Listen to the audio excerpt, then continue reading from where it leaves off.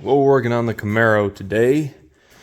Getting ready to set the new 350 back down in it. Well, new to it 350. We got the flex plate just bolted on the back there, and the plug wires all a whole lot easier to put on the plugs when it's out of the car. So we went ahead and did that, and we'll get that set down in there. All right, here we go. Setting this thing down in there.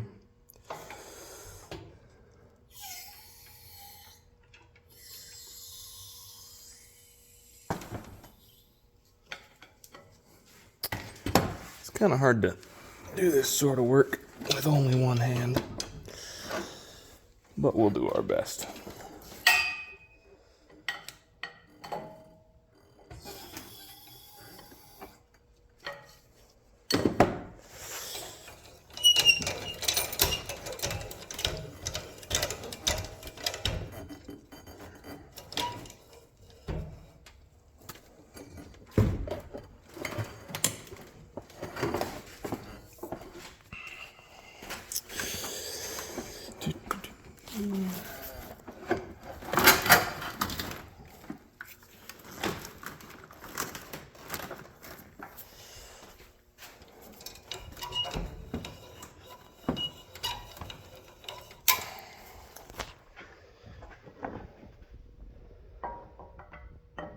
All right.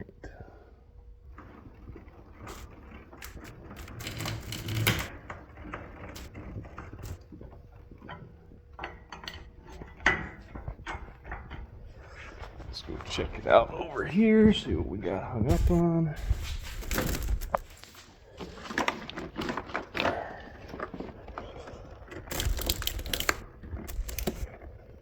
Alright.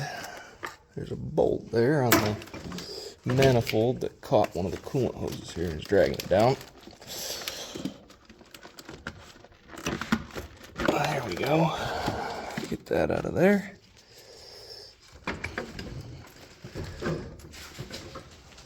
Gonna have to lower it down just a little bit more and then tilt it back forward so that we can bolt the ground wires onto the back of the motor. Here we go.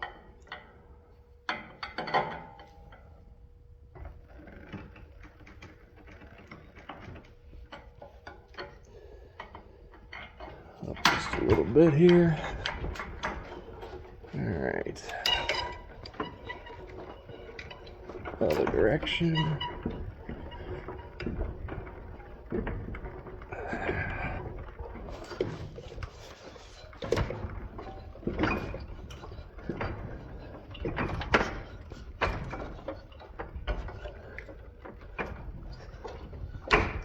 This is always a lot easier. What the hell? Oh.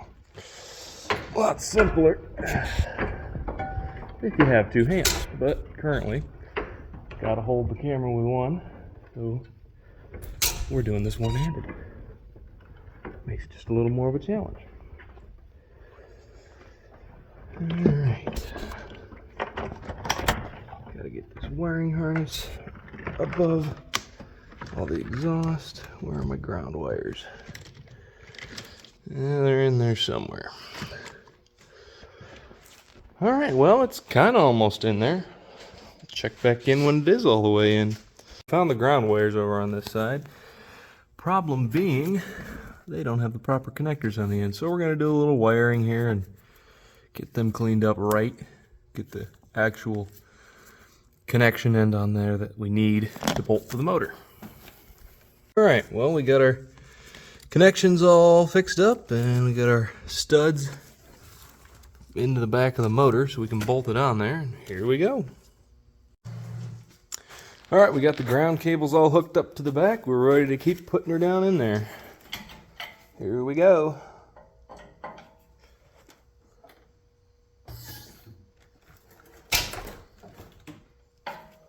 Alright, let's see what we got.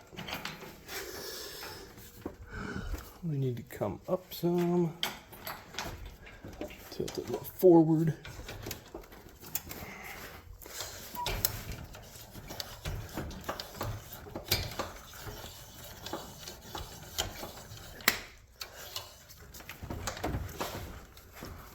And then go up and in.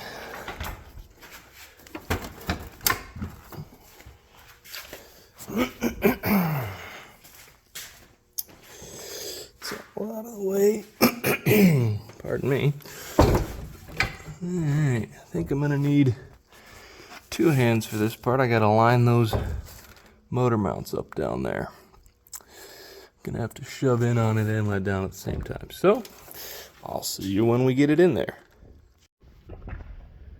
All right, we got the motor down in there. Look at that. Gotta get the motor mount bolts in there, leave it on the hoist until we get those in there so we can move it around as needed. And then we'll kind of be all set to put the intake back on, get the distributor set in there, timing set, engines at top dead center on cylinder number 1 already. So we got the motor mount bolts in down there, got the nuts on them, they're all tightened up. Gonna get ready to put the intake on. We got some gaskets here to clean up. We're gonna reuse the old ones, just clean off some gasket material off of them here and get ready to do that. Here we go, got the intake manifold on there, putting the bolts down in it. We got some new silicone around the front and the back with those gaskets between that and the heads being reused off the old motor. Those are brand new Felpro gaskets. So yeah, we'll get the distributor set down in there in a minute after we get these bolts on and torqued down properly to 30 foot-pounds. Here we go. Here we go, 30 foot-pounds. If I can get the wrench on there.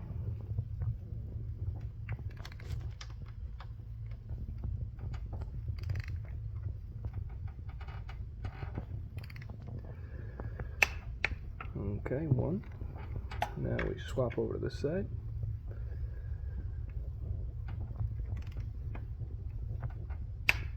2. Right back here for this next one.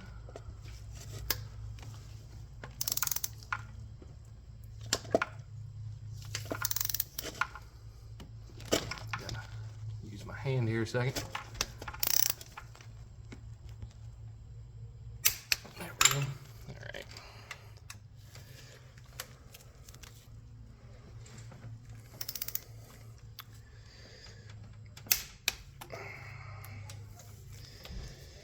And round you go. All right, all my bolts are torqued down properly, and I'm gonna get ready to drop the distributor in. It's sitting right up there. Put that in, get it set properly, hopefully. First try, cross our fingers. And then we're gonna start putting back on the fuel injection system.